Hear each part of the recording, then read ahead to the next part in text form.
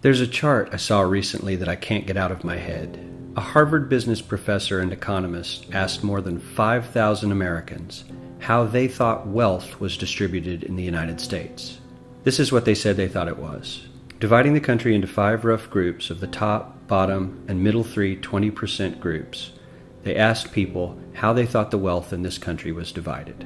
Then he asked them what they thought was the ideal distribution. And 92%, that's at least 9 out of 10 of them, said it should be more like this.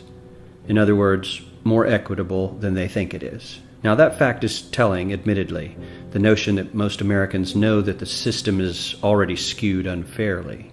But what's most interesting to me is the reality compared to our perception. The ideal is as far removed from our perception of reality as the actual distribution is from what we think exists in this country. So ignore the ideal for a moment. Here's what we think it is again. And here is the actual distribution. Shockingly skewed.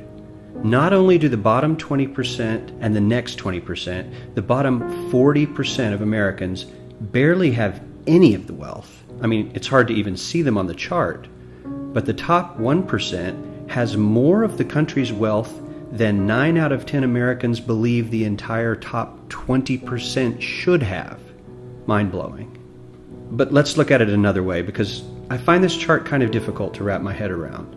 Instead, let's reduce the 311 million Americans to just a representative 100 people. Make it simple. Here they are: teachers, coaches, firefighters, construction workers, engineers, doctors, lawyers, some investment bankers, a CEO, maybe a celebrity or two. Now let's line them up according to their wealth. Poorest people on the left, wealthiest on the right, just a steady row of folks based on their net worth. We'll color code them like we did before based on which 20% quintile they fall into. Now let's reduce the total wealth of the United States, which was roughly $54 trillion in 2009, to this symbolic pile of cash. And let's distribute it among our 100 Americans. Well, here's socialism, all the wealth of the country distributed equally. We all know that won't work. We need to encourage people to work and work hard to achieve that good old American dream and keep our country moving forward. So, here's that ideal we asked everyone about. Something like this curve. This isn't too bad. We've got some incentive, as the wealthiest folks are now about 10 to 20 times better off than the poorest Americans. But hey, even the poor folks aren't actually poor, since the poverty line has stayed almost entirely off the chart. We have a super healthy middle class with a smooth transition into wealth. And yes, Republicans and Democrats alike chose this curve. 9 out of 10 people, 92%, said this was a nice, ideal distribution of America's wealth. But let's move on. This is what people think America's wealth distribution actually looks like. Not as equitable, clearly, but for me, even this still looks pretty great.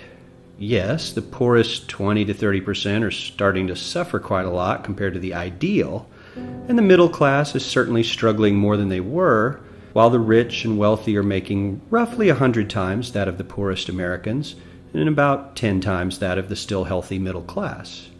Sadly, this isn't even close to the reality. Here is the actual distribution of wealth in America. The poorest Americans don't even register. They're down to pocket change. And the middle class is barely distinguishable from the poor.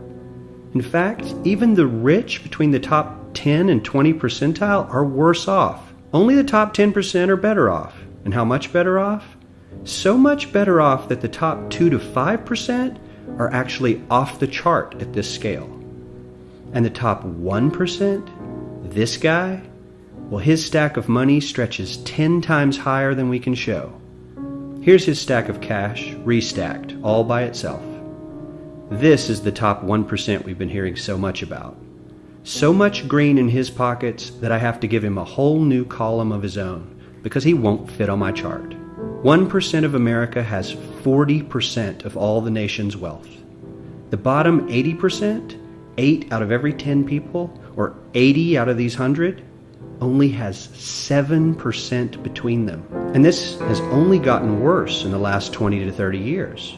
While the richest 1% take home almost a quarter of the national income today, in 1976 they took home only 9%, meaning their share of income has nearly tripled in the last 30 years.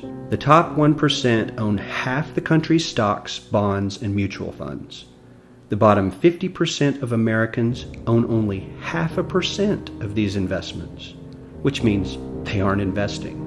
They're just scraping by. I'm sure many of these wealthy people have worked very hard for their money, but do you really believe that the CEO is working 380 times harder than his average employee? Not his lowest paid employee, not the janitor, but the average earner in his company. The average worker needs to work more than a month to earn what the CEO makes in 1 hour.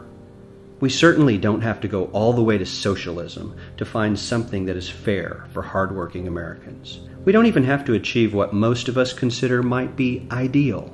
All we need to do is wake up and realize that the reality in this country is not at all what we think it is.